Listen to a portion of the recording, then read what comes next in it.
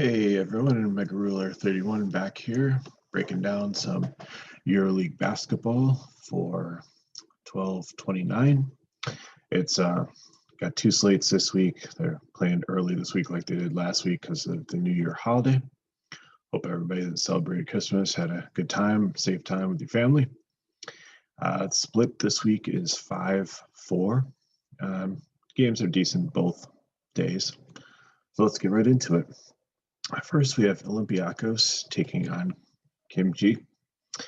For some reason, Kimchi, one of the worst records in the EL, is favored by 2 in this one. So if you're betting this game, I might actually bet Olympiacos as a dog there because I think they definitely have a chance to win this one. Has the highest total on the slate, probably the highest pace on the slate. So good game to look at. I was looking at Olympiacos first. I think Kimchi being one of the best or worst defenses in EL. Let's look here.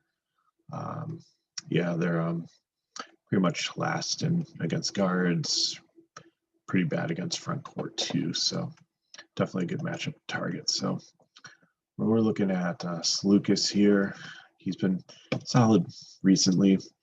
Definitely should make value though. Up to 10K now, but I think he's still decent play. McKissick, he's been on and off here and there. He's under 8K, so I think he's probably had the most upside of the guards.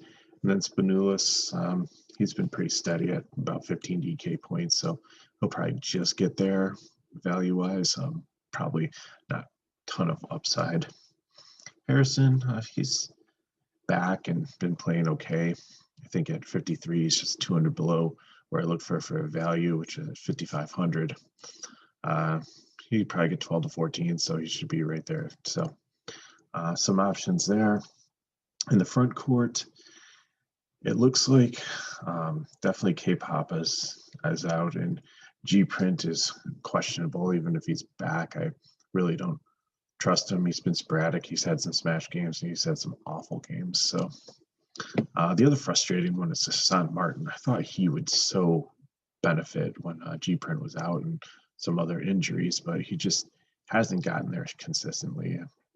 I have him projected at 21.6, which is right on the value line for 2.5x, which I look for in cash, but he's not super consistent. Definitely the other problem too is like he starts sometimes and Ellis starts sometimes. So if Ellis starts, right now I have him as a GPP value play because again, he's just right on the line with that like 10 to 12 DK points and doesn't need much at 47 to make value, but I would think I would, if he started, it would definitely be a great value play to look at. It's the first game, so it's going to happen. It might be somebody to lock in there, especially if G-Print's out again. The one that probably be most interested in the front court is Levine Jean Charles. He's had some monster games, again some duds, but if he does get the start and does perform, he's looking at over 3x, which is a good play there at 8K. Sasha Vez off the bench. He's a little bit expensive for, he's only 300 cheaper than Levine Charles, who probably will start. But Sasha, he's got a role and he's done decently well recently, so I would not struggle with playing him either in cash. Again, prefer if he starts, but some options there. Let's look at the other side of the ball. Empty. Go check the defense, and we see Olympiacos they're pretty much middle of the road when it comes to defense. So let's call them average. So not a tough defense, not a great matchup. As I look over this team, just starting with the front court, Monroe's questionable. Booker has had some decent games, but really just hasn't gotten value recently. Is timid. Jerebko has, but he needs in the mid-20s. He's been in the low 20s. Mickey probably has the best chance, but if Monroe's back, you've got like 5 guys here between Booker, Monroe, Tima, Drebko, and Mickey. It's rolling dice. So yeah, if you hit the right one, you got it. If Monroe's out, that definitely helps. I would like probably Booker, Drebko, Mickey. Tima would be last in line there. If 2 of them are out for some reason, that might be then definitely. But even though the pace is good and the total is nice, it's just you just never know which one of these guys is gonna hit. Again, if I had to pick them in order, I'd say Booker would be number 1, Drebko 2 just for starting, Mickey 3, Tima, and then Monroe would be last. Front court, Shaved continues to do his thing. Should get about 35 to 40 points in this matchup. He seems to be matchup proof even against teams that play well against guards. He continues to produce, so I definitely will probably start my builds with him in cash. You don't really have a lot of other superstar guards on this slate. Bertrands and Zayat have recently gotten there in cash. Like Bertrands only needs like 11.5, and even if he disappears, even as a role player, he's been kind of getting that recently. McCollum, he is the ultimate GPP play. Holy cow. Maybe more of a you only live once play, because he is the epitome of boomer bust. He literally gets you 3 or 30 points. If you look at his box score, it's like negative like 3, 3, 30, 30, 30, 3, 3, 30, 33. So you never know, like when it's kind of like his brother and some other streaky shooter players. If they're hot and they're hitting it and the basket looks like an ocean, then they're good. But sometimes they just couldn't even hit the ocean with the basketball and has a horrible day. Jovic, GPP maybe coming back from injury, his role's there, but he's just not a dominating player. Next game is at 12:30. It's Real Madrid versus FS. It's at Madrid, so we'll look at them first. This is the home team. There's actually dogs, which I don't understand this either, because I know Real lost Randolph and they lost Campazzo to the Denver Nuggets in the NBA. But and the total's nice here also. It's one of the higher ones. But I don't know if like 3-point dogs. Ephes is playing good recently, but I think they have a chance to win this one. Anyways, again, trying to figure out who's going to start for this team. I definitely believe, and Baldi is going to start. He's started the domestic games. Deck started, and Travera started. So those 3 I definitely believe will start. Then will it be Grabiner or Thompson get the final one? Oh, Laprose has started also. So between those, it's trying to figure out who the 5th starter is, and it's either going to be Lou, Garina, Trey Tompkins. It could be some random guy. They are a deep team. They did play a domestic game, and Lou got the start there. So who knows? Luckily, it's the second game, so we'll be able to figure that out. It's a decent matchup, and I think Tavares, if you can figure out enough value to pair him with Shaved, is definitely a great play. This guy's been smashing it over and over and over again.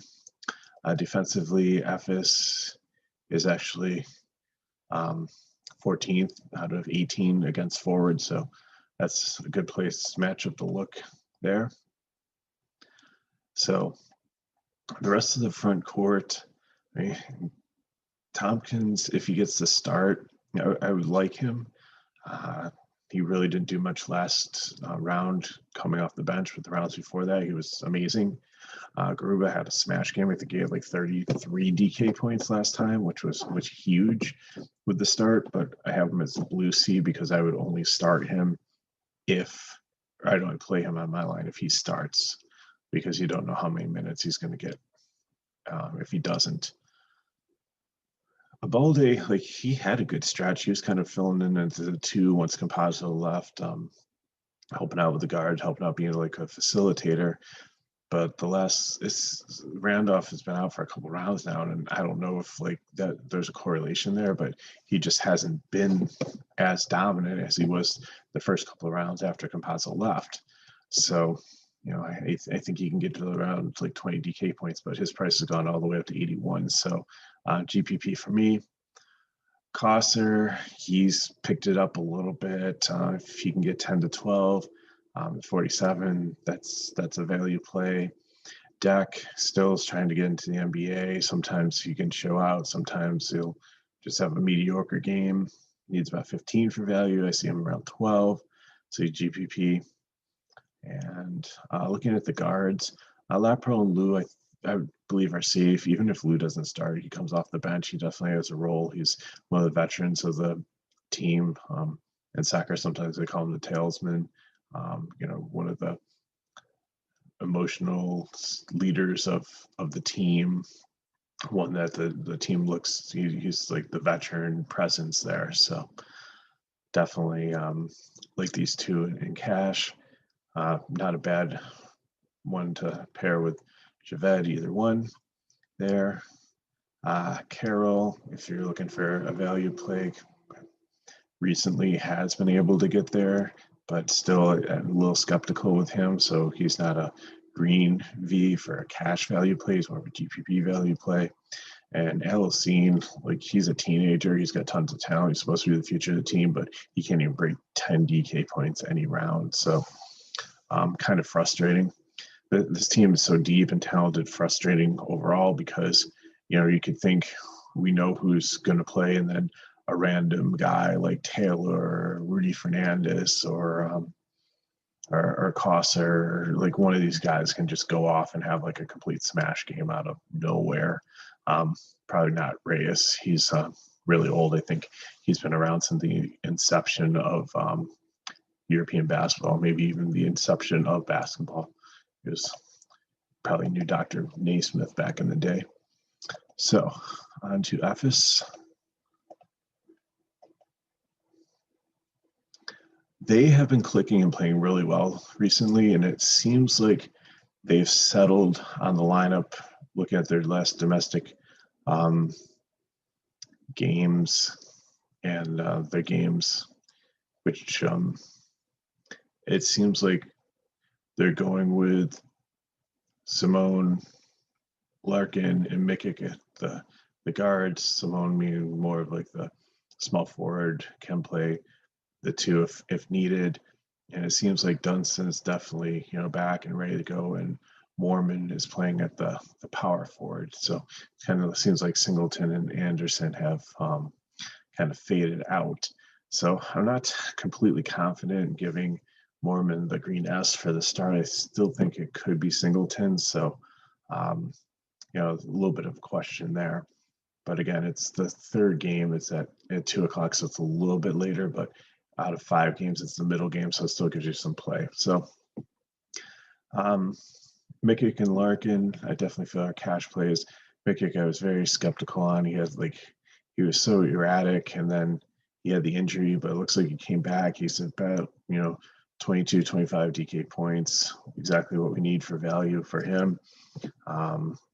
Larkin, I did say earlier that Shaved was the only stud guard, but Larkin definitely fits the bill too. So if you want to save a little bit on Shaved, I think it would be hard, because you're going to have to, pick between Larkin and Shaved and Eddie Tavares. It's the 3 studs. I think you get 2 out of 3 in. Maybe there's enough value to get 3 out of 3 in. I haven't experimented with that build yet, but Simone could be a nice piece. He's been playing more consistent recently. I give him a GPP because I just don't completely trust him yet, but the trust is starting to get there. Babios, we've seen him have some really smash games, but it seems like now that these 3 are healed and playing in a good rotation together, that he's just kind of gets the crumbs for minutes, and sometimes he makes the most of them, comes out hot, gets a couple steals, gets a couple assists, gets a couple boards, hits a couple threes. And then there's some times where he just plays his rotation, and you see there's minutes in the box score, but nothing accumulates. Again, in the front court, really like Dunston. I think he's a solid cash play. I think he's got 3x potential. So definitely if somebody feel confident playing in cash. If you wanted to go to 2 higher guards and save a little bit and come down after Tavares, I think he's, a good building block if you want to pay up and not all the way up at a forward position. Mormon, if he starts, would definitely be somebody at 5,700 to look at, to put in. I would be very happy playing. Singleton in GPP, I like him better if he starts. And Anderson, Stanley was so good last year, would please out, but has not been good this year. I think Dunston's really filled into that role. And there's really nobody else on the team that I'd be interested in. So then we got a 2.5-hour break because the next game's not till 2 o'clock. And that is Zalgiris versus Alba Berlin.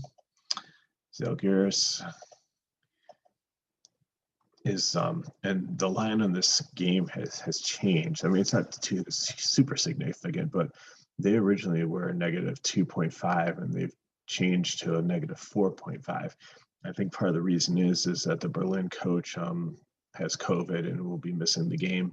I have not seen anything on any of the Berlin players missing the game due to COVID. There are many injury concerns on the team, but I don't believe any of them are health related. So Zalgiris, Vestura, and Greeno are still out. Walkup has struggled a little bit recently. His price has come down. I think in this matchup against Berlin, they're one of the worst defenses. In fact, yes, they are dead last in almost every category in giving up DK points, so definitely a good place to target. The pace is not bad for this game. Last year, it would probably be down into probably 154, but 158 is definitely decent. I think Berlin's style of play is really going to speed Zalgiris up, and I don't think they're going to mind that as much, although being at home, sometimes they do like to take the air out of the ball and eliminate possessions, but they haven't done that as much this year. But anyways, back to the players. Walkup, I can see him as cash, struggle a little bit lately, but I like the 73. Gregonius, he has been very solid recently. Anywhere from 23, 26 DK points. I have him at 24.69, 2.6x. That's good. I'll take him in cash. Avekius and Jakublitis, sorry. They have been playing better, pretty steady, around the same amounts. Not quite getting there in cash, but definitely fill in plays if you hit somebody in their range. Linkus, he actually gets to green V because he's got 3.3x potential. He's been playing very solid as a starter and has really improved and is getting around 17 DK points, and at his price, which is at 54, and that's definitely excellent. So again, if you're trying to get up to 3 studs and you need some value plays, he's definitely one that I look at if he continues to start. He's only $100 less, but you're looking at 4 points less for him, so definitely would take Linkus over him. Look at the front court. Rubit had some smash games off the bench, but now he's more expensive than the starter, and the starter's been a bit more consistent, so I'd take Joffrey over him in cash. Rubit is GPP because we see the potentials there. Hayes, another frustrating one, starter. Has had some smash games, just hasn't been getting there recently. I think it's more that he's still producing at the same level he was, but DK's just raised his price so high that he just can't hit value. So it's not like his performance has declined. It's just he can't get up to the value of its price tag. So if that falls back down to about like 7.5 or so. I think that would be more where he should be. So if you're stacking this game, against Berlin, who's higher pace, and definitely, wouldn't hate having Hayes in that lineup. And I don't think anybody else really interests me here. I'll look on the other side of the ball, and this is one that it's hard being the night before and not having the full injury picture, because it looks like Lammers is ready to come back. So then that would definitely diminish the value of like Olindi and Giffey. But we don't know for sure. So that's why I have them as blue C's if they are the starters. And if Lammers out, they definitely consider him a cash, if not their GPP play. Thiamon's the same thing. He's a G, but he could be definitely a blue C if he starts and Lammers is out. Benteke is questionable. He's really not a factor. Sigma continues to be a good player, but again, he's at 10K. He's fluctuated between like high 9s, a little bit over 10. Now he's right at 10. So 25 DK points. I like him better if Lammers is out, but Zaguris is a pretty decent defense, I believe. Let's see where they are. Here's Zaguris. Oh, actually, versus guards, they're 15th, and they're middle of the road, so not as good as they were last year. So I mean, it's a neutral matchup for him. So if he fits your build, he's one of the typical cash plays that you probably play more in a tournament than in cash, because like there are better options, and he'll kind of be like in no man's land for pricing. But if you want to come down off of Tavares a little bit, definitely don't hate playing him. Fontecchio has been okay recently. He's just around like 12 to 14, maybe up to 15 DK points. Not quite enough to get there at 6,400, but don't hate him. The guards have been rough, even though it's a really good matchup for them. Granger's just not been super consistent, around 18 DK points, so that's not enough to get there.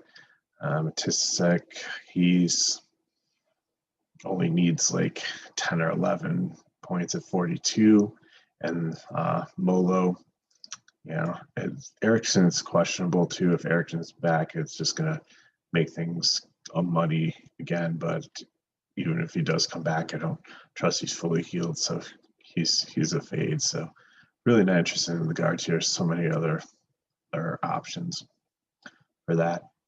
Okay, fourth game is going to be Zenit and Maccabi. Look at Zenit first, the home team. Again, they're favored to lose by 4, which this has a super low total in this game. See what the paces are of both of these teams to see why that's so. Pace. So let's see here.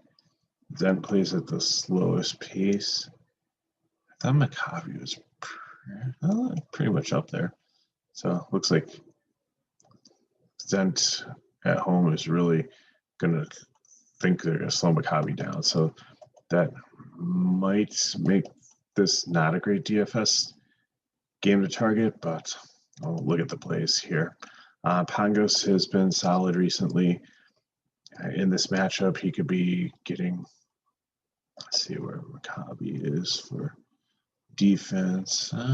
They're not bad either. They're 5 against guards, so that's a decent matchup. Not a decent matchup. It's going to be a tough matchup actually. So Pangos, I have him as cash, possibly 3x value. It's only 9K, but I think I'll be looking elsewhere. The rest of these guards are really frustrating because Hollins is pretty cheap, but he's sporadic. Barron, he's just like McCollum, hitting his 3-point shot. He can do amazing things. If he's not hitting it, he's doing absolutely nothing for you. And Casey Rivers had a smash game last time out, but that's only because it was a blowout and he got the garbage time minutes. He has rounded into form better recently, but his price went up to like 71, and 15 DK points isn't going to get it. So unless you're doing like some kind of game stack, I'd kind of avoid the ones here. Front court. So Pontica has been solid recently. It's 71. It's a really good price for him. Looking at like almost 2.7x. So I could definitely see him in cash games. Gooditis, again, he's frustrating. He 12, 14 might get up to 20, but you never know when that's going to come. The price has gone way down, so it's definitely someone to consider, especially if he's starting. Polytheus has lost his starting spot to Pontica. He was a good play earlier in the season. Started to bounce back a little bit, but not interested unless he gets to start over Pontica for some reason. And Will Thomas, like he's had games in the 20s, he's had games in single digits, he's all over the board. If you hit him on the right week, you do really good. If you don't, then you might as well, close up the laptop, turn the phone off, and go make dinner because you're not winning any money, unfortunately. Okay, moving on to Maccabi. So Maccabi, again, this is going to be a tough matchup. I think Will Buchan is good. 10-6 is a little bit scary to be playing against Zenit at Zenit. Bryant has also been very consistent recently. So those are the two I like in the front court. Dorsey's been all over the place, good games, bad games. Don't like this matchup. So not, and I'm fading the rest of the guards. Chris Jones, GPP. I have his projection being right on value, but again, don't like the matchup and don't like his role since everybody's come back. It seems like either he or Dorsey, one of the two do well. You never know who it's going to be. Hunter has had back problems. He's supposed to come back, but we don't know if that's going to hamper him. If he is out and Bender gets a start, then I really like Bender. Zizic has fallen down to single digits. He's going to come back and have one smash game at some point, and then everybody's going to be like, oh, Zizic is back, and they're all going to play him the next week, and he's going to do absolutely nothing, and I'm going to win the money that they're going to lose, and because I'm not going to play him. And then Colorio, he's a good player. He just is no consistency whatsoever there. He's consistently not consistent enough to be in cash. Okay, so then that takes us to our final game. Oh, no. Yeah, I went through both those teams. So let's go to our final game, which is going to be Valencia and Baskonia. So total on this one's 157. It's kind of neutral. Looks to be a close game. Van Rousen, if he starts, is when I look at cash. When he hasn't started, he hasn't got there. So if you don't see him starting, then I'd be very skeptical to play him. Pepperlick, he has been consistent. He's had a couple down games, but does enough even off the bench to get there in cash. If you're scared that he's not starting, then don't. It's hard because it's the final game, so you got to draw a line in the sand. You got to say, I'm going to play him and hope he starts. But most of the time, he's come off the bench and he's gotten where he needs to. And in cash, 72 is not a bad price for him. Vivas is questionable again. He did play, I believe, domestically. Let me see if I verify that. He played 9 minutes and he scored no points. So definitely don't think he's going to miss the game, but I don't know what his role is going to be, and it'd be great if Pepperlick started over him. But Sastre actually got the start, but Sastre didn't do anything in all the minutes he played. He's still coming back from injury, so he had a very deep guard. Hermanson also got the start, but then again, it could just been rotational. It seems like they started a completely different team for the domestic game, just to kind of rotate players. So Hermanson, he's had a really good game, I believe, last time out with Vivas missing. So definitely an opportunity.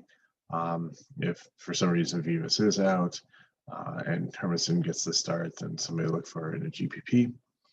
The front court, like Dublevic, has always been a good player. I like that he's under 10K, but he's just been around low 20s recently. Hasn't been getting it done. Like he and Toby have been pretty much splitting things. Labiere was out for a long time, came back, had a smash game, re-injured his leg. Not sure if it's the same injury, but it says that he should be out for multiple weeks. And he didn't play domestically, so my guess is he's questionable. I don't see him as playing. If he does play, use a GPP, be very risky. I do like the price though, but I don't think he's going to play.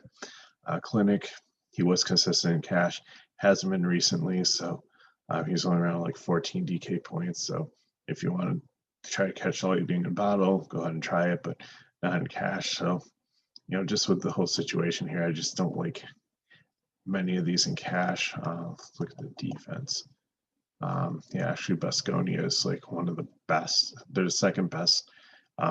So this is definitely a negative matchup for all these. Sam and Trio, he's been kind of consistent for his price, getting close to value. So again, I usually really love Valencia, like love stacking this team, but just not in this situation with if Labierre's out, maybe, but against Baskonia, I'm not really as high on him. And then finally, let's look at Baskonia. And started guards. Henry's been solid. Let's see if I want to see it for defense. Is so they're up here, and the higher the number, the worse. So 14th against guard, 13th out of 18. So definitely a plus matchup. So Henry, like Vildoza, he's been good most of the season, but he's had his spots. He's only 77, so he's borderline cash GPP.